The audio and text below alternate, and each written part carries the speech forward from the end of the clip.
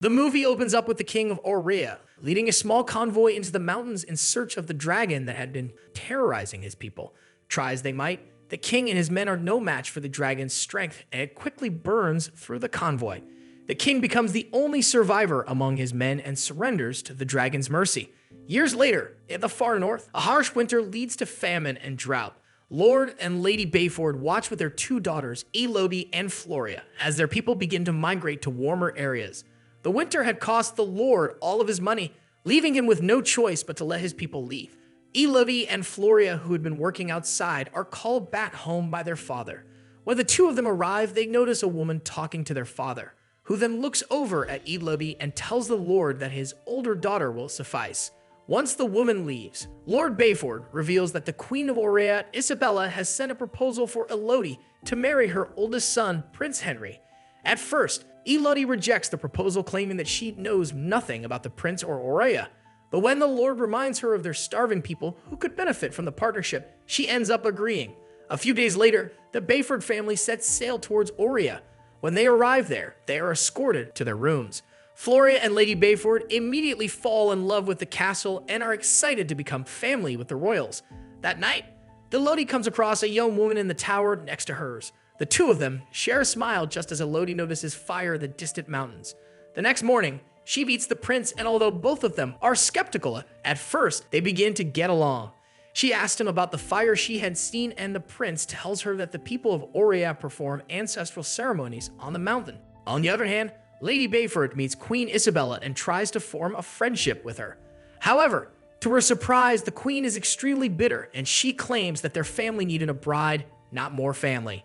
Immediately put off by the queen's attitude, Lady Bayford heads to Elodie's room and tries to convince her not to marry the prince. However, it is too late, as all the preparations have already been made, and Lord Bayford continues to insist on going through with the marriage, knowing that the survival of his people depends on the union of his daughter with the prince. The following morning, Elodie is fitted into an elaborate gown fit for a royal wedding. The wedding is as grand as she had imagined. Once the wedding festivities come to an end, Elodie bids goodbye to her family as they head back to the north. As soon as they leave, Henry tells Elodie that they need to head to the mountain to partake in a traditional ceremony that is required by all royal couples. Excited, she follows Henry to the mountains, where several people are waiting for them. The woman who had arrived with the proposal is also among the crowd. She begins to tell Elodie about the time the king had arrived in Aurea. He had discovered that a creature dwelled in the mountains. One day, the creature wreaked havoc in the village, taking several lives. To avenge his people, the king headed to the mountains to kill the creature, but it was too strong.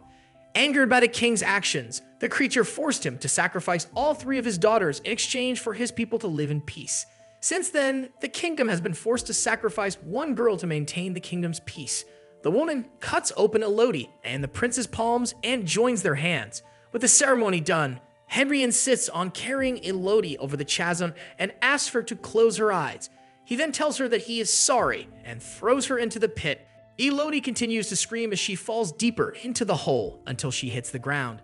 Distorted from the impact, she starts looking around and finds herself inside the large mountain.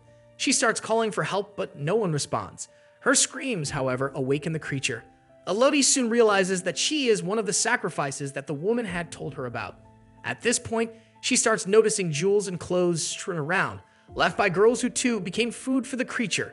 Accepting her fate, Elodie walks deeper into the mountain until she comes across a burning bird. Just then, a swarm of bats on fire emerges from the other end of the mountain. This is when Elodie notices that the creature is an angry dragon. She hides behind a rock to protect herself from the dragon's fire. However, the dragon smells the royal blood on her and starts taunting her to come out. Scared for her life, Elodie runs in the opposite direction, falling on her face several times. She manages to get inside a smaller cave, but the dragon blows another fiery breath in her direction, burning her in the process as her dress causes her to get stuck in a small hole. Injured and scared, Elodie picks up a burning amber and walks deeper into the cave to get away from the dragon. As she continues to walk, she reaches a narrow opening and climbs through it, wanting to get as far away from the dragon as possible. Although she manages to crawl through the tiny space, she slips when her foot misses its mark. Once again, Elodie finds herself falling down a cliff. However, this time, she falls into a dark cave as the last of the ambers burn out. As soon as the cave gets dark again, the cave illuminates again. Upon closer inspection, she discovers that there are glowing slugs plastered all over the walls. Elodie collects a few of them in a piece of cloth and starts exploring. She notices a pool of water and goes to drink from it, but finds it filled with seaweed. Still thirsty, she starts collecting droplets of water from the melting icicles on the roof. All of a sudden, the ice begins to melt quickly and Elodie jumps to the side just as a fiery breath from the dragon breaks through the roof. Elodie runs into a small spot that she can hide in and is surprised to find writings on the wall telling her that the dragon cannot reach that spot. Then, she reads through the names of all the innocent girls who were thrown into the mountain. Soon, she falls asleep and dreams of all the girls who were once stuck in the same position as her. When she wakes up, she notices that the slugs are stuck to her leg and have healed the burn. This gives Elodie a renewed sense of hope as she starts planning a way to escape.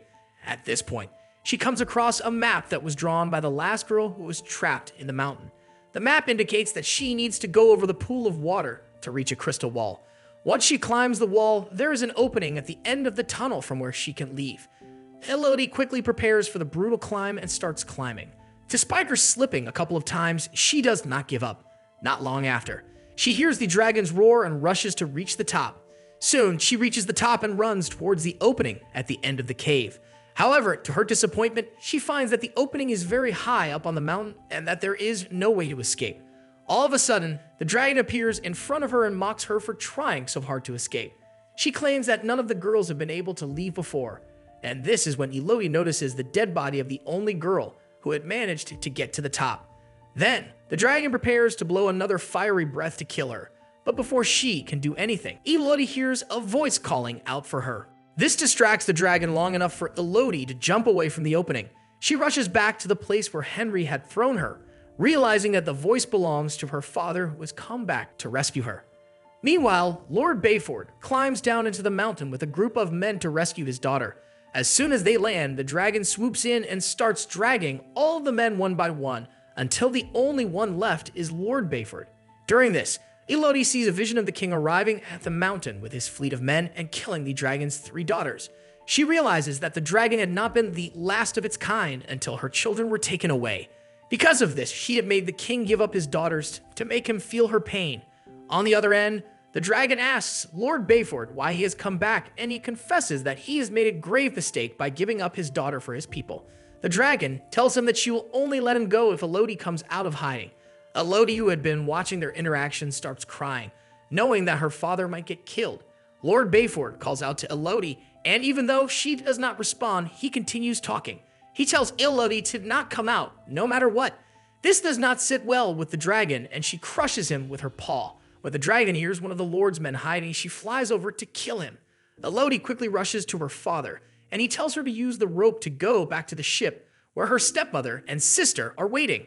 Elodie does not waste any time and starts climbing the rope just as the dragon turns towards her. She manages to get out of the mountain unharmed and takes one of the horses left behind by her father and starts running towards the ship. She does not get far when she realizes that the dragon is right above her.